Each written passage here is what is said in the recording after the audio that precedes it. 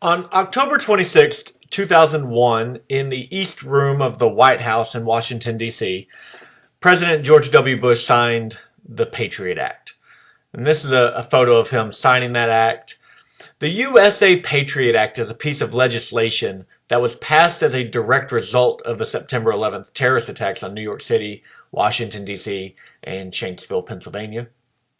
The law, often we refer to it just as the Patriot Act, is officially titled Uniting and Strengthening America, USA, by providing appropriate tools required to intercept and obstruct terrorism.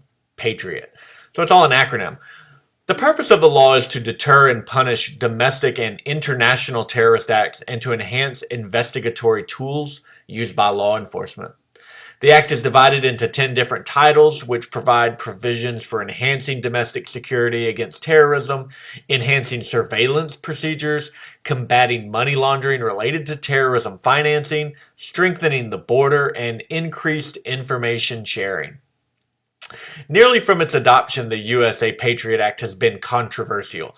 It's often criticized as overreaching into the privacy of American citizens in violation of the Constitution. Another criticism is the lack of safeguards or oversight on the actions of law enforcement. In response to these criticisms, the USA Freedom Act was signed in 2015, which limited bulk data collection. It required better transparency and allowed some challenges to national security gag orders. Despite these criticisms and these modifications, ultimately, the Patriot Act has become a significant part of law enforcement in the post 9/11 world.